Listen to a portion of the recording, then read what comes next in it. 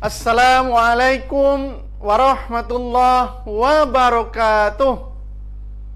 Sahabat PC yang dirahmati Allah SWT, berjumpa kembali kita dalam acara yang luar biasa ini, yakni Buletin Dakwah Kafah, yang alhamdulillah sampai dengan tanggal 5 Sa'ban 1442 Hijriah bertepatan dengan 19 Maret 2021 Masehi telah sampai pada edisi yang ke-185, yang kali ini mengambil tema menjaga kemurnian akidah Islam.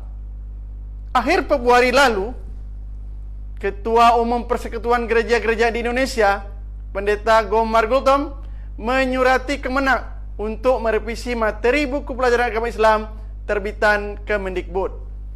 Materi yang dimaksud oleh PGI terdapat pada buku pelajaran agama Islam kelas 7 SMP dan kelas 11 SMA. Materi tersebut menyinggung pandangan terhadap Injil dan Taurat. Permintaan PGI pada Kemenak memicu protes keras dari sejumlah tokoh Muslim. Mantan Wasekjen MUI, Tengku Zulkarnain, mengaku keberatan dengan langkah PGI tersebut. Tengku Zul menilai PGI telah keluar jalur, sebabnya PGI telah ikut campur dalam keyakinan umat Islam. Tanggapan keras juga datang dari Ustazah Nurbaini Yusuf, pengurus MUI Kota Batu dan pengasuh komunitas Padang Mahsyar Kota Batu. Bahkan ia mengatakan tindakan PGI sudah bukan lagi toleransi, tetapi intimidasi teologis atas nama toleransi.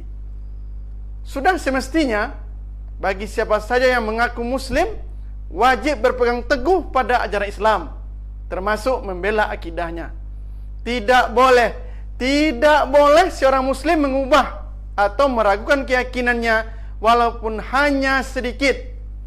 Meragukan, mengubah, dan meyakini sesuatu yang bertentangan dengan prinsip ajaran Islam bisa membatalkan keimanan.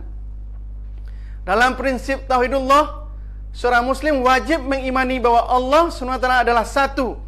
Islam menolak paham yang mengatakan Allah SWT itu memiliki sekutu. Allah SWT berfirman, A'udzubillahi minasyaitonirrajim, Bismillahirrahmanirrahim. Laqad kafarul ladzina qalu innallaha salisu salasa. Yang artinya, sungguh kafirlah orang-orang yang mengatakan bahwa Allah adalah salah satu dari yang tiga. Quran Surat Al-Maidah ayat 73. Allah juga menegaskan di dalam Quran Surat Al-Maidah ayat 17, yang artinya, sungguh kafirlah orang-orang yang berkata bahwa Allah itu ialah Al-Masih putra Maryam. Keyakinan dan sikap seorang Muslim terhadap kitab suci selain Al-Quran juga mesti mengikuti tuntunan akidah Islam. Kaum Muslim wajib mengimani bahwa Allah SWT telah menurunkan kitab-kitab suci selain Al-Quran. Allah berfirman dalam Surat Al-Maidah ayat 48, yang artinya, dan kami telah menurunkan kepada kamu Al-Quran dengan membawa kebenaran, pembenaran, sekaligus hakim atas kitab-kitab sebelumnya.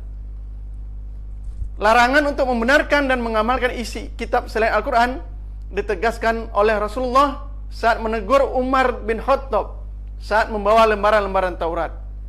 Beliau bersabda, apakah dalam hatimu ada keraguan, wahai Ibnu Khattab? Apakah dalam Taurat terdapat ajaran yang masih putih bersih? Ketahuilah, andai saudaraku Musa masih hidup, ia harus tetap mengikuti ajaranku. Hadis riwayat Ahmad dan Ad-Darimi. Sabda Nabi SAW ini menunjukkan bahwa kaum Muslim dilarang untuk mengikuti ajaran yang terkandung di dalam kitab-kitab selain Al-Quran. Hadis ini pun menunjukkan kitab-kitab tersebut tidak berlaku lagi sejak Al-Quran diwahyukan kepada Nabi Muhammad SAW. Allah SWT juga mengingatkan bahwa kitab-kitab tersebut telah banyak diubah oleh umat mereka sendiri, khususnya para rahib mereka. Di dalamnya terdapat bagian-bagian ditambah dan dikurangi sehingga telah hilang kesuciannya. Mengenai Injil, di kalangan teolog Kristen sendiri juga terdapat penelitian yang meragukan kemurnian Injil sebagai perkataan Yesus. Pada tahun 1993, terbit buku berisi hasil penelitian 76 doktor teolog yang tergabung dalam tim bernama The Yesus Seminar. Mereka menyimpulkan bahwa 82% Injil tidak bersumber dari Yesus. Sikap PGI memang keterlaluan. Mereka berani mengoreksi ajaran agama Islam. Sikap pemerintah dalam hal ini Kemenak dan Kemendikbud juga patut disayangkan. Alih-alih membela akidah Islam, mereka justru menyetujui usulan revisi tersebut. Jika kebijakan ini dilanjutkan, umat bisa terjerumus dalam dua perkara.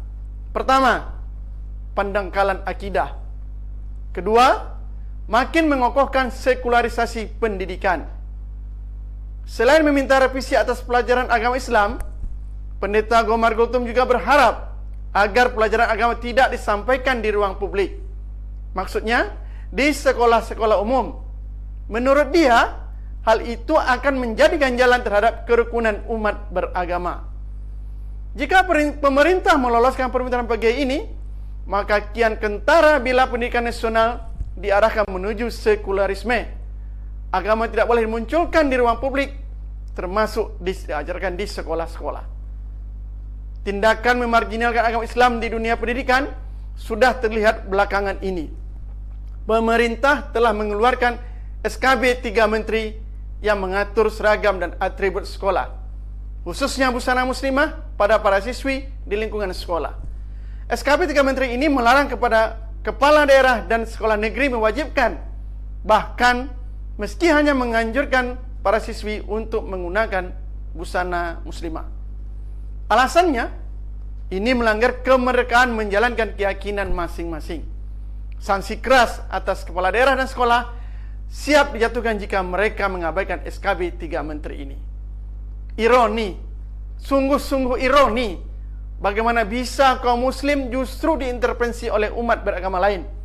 Perhatiannya lagi, alih-alih melindungi dan membela akidahnya sendiri, ada saja muslim yang justru lebih memanut pada umat lain dan berani mengabaikan kitab sucinya, nabinya, ataupun para ulamanya. Na'udzubillahi min zalik. Wassalamualaikum warahmatullahi wabarakatuh.